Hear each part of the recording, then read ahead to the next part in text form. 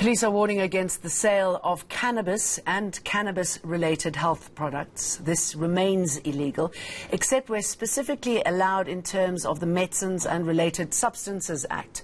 Authorities are warning of strong action. Acting Deputy Director of Law Enforcement at the South African Health Products Regulatory Authority, Mlungisi Wondo, is in the studio to talk to us this morning. Very good morning to you. Good morning. Thank you for coming in. Thank you. What are you seeing happening at the moment? Not to scare you a lot, there is a lot of your medicinal cannabis that are in the country illegally. Besides the ones that we've allowed to come in through our Section 21, where doctors or the public will apply for a Section 21 to bring in products that are not registered. There is a couple of those approval in the country, about 30, and now there was the exclusion that may have caused more confusion, but the exclusion is meant for people to be able to sell the CBD containing products. Okay, hold on. Wait, let's just stay with the health. People applying for it through doctors. That's as correct. Well. Yes. Has this got worse since the ruling last year? It has gotten worse. People become aware of the product, now are requesting it from their healthcare workers to access the product. However, we're aiding there. We're working nicely with the healthcare professionals to be able to access the medicines and dispense and prescribe to their patients. So other than that, remind us what is illegal and what is not. That's the important part. As SAPRA, it's important as well to say under the Medicines Act, Act 101, we're regulating medicines in the country. Cannabis being one of the medicines in the country when it was made legal for medicinal use. Now, people are not aware that CBD, it's cannabis, it's a medicine. People are just buying it because they are told it will cure this problem and that problem.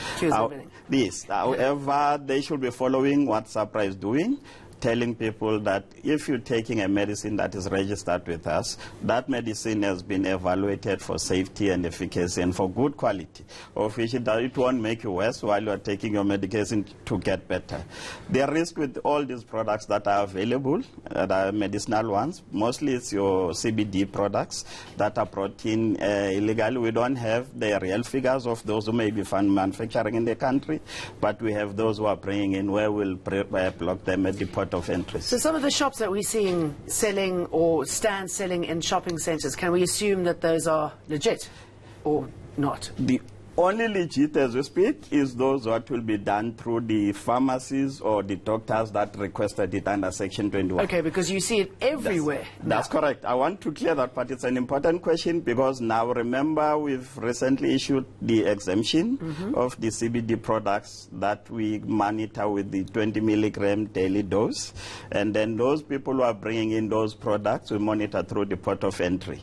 And then we check and we test if those products are qualifying with the exemption. All right, so in good faith, let's assume that those there are legit. Yes, that's correct. What must we look out for? It's the percentage then? It's the percentage, that's correct. And also that they mustn't have any health claims saying they are curing cancer and all of that, as we've seen with most products. The ones that we have on the shops and some of the pharmacies is products that have been brought in illegally. So our plea to the public and the healthcare professionals is to get products that have been brought in legally. Those will be those that have been brought in through the port of entries with the exemption or through the Section 21. And what's your concern? I mean, obviously, because it's an illegal product, that's bad. But, I mean, could there be negative health factors linked to that? Definitely. Remember, now we're talking medicine that are coming from the plants. There may be contamination of those plants with anything. Your pesticides or your fertilizers, anything can be in those products, besides the other contaminants that can be found in those products, because they were not assessed for good quality. Hence, our worry is people are taking those medicines with the hope that they'll get better while they are taking other things that are in those medicines that they don't know. Some even have your THC, which is the psychoactive part of the cannabis. People don't know that. They are only told it's CBD. Then some don't want to get high. They end up getting high because it has the THC in it. That's the risk of taking products that didn't go through the processes of SAPRA. And whatever you do at home if you're over 18. That's the good thing. Now, I think the Judge Zondo ruling confused people as well. They thought now it's free for all. That was for the personal use. On our side, we regulating the medicinal use. Now people are confusing the two, and hence you're seeing all these outlets coming out now. And we're working with police because of that reason. People are starting the outlets. We have a lot of sangomas now. Everyone is a sangoma because they want to dispense and prescribe the cannabis, of which all those lines of the practices are incorrect and illegal. Okay, well, yeah, I mean, people see it as a good business, and it is. Thank you very much, Mlungisi Wondo, for talking us through what is the right thing to do. Unions are